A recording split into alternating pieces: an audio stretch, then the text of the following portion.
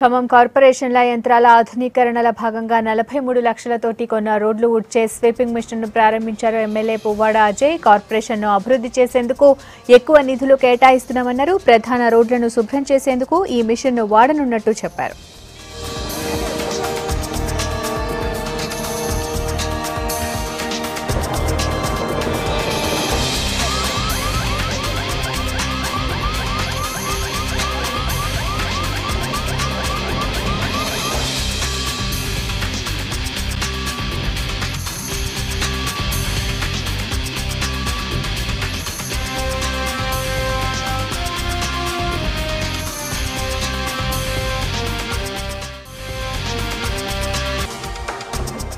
Corporation కి sweeping machine అలాగే ఇతర వాహనాలను కూడా కొనుగోలు చేయడం జరిగింది.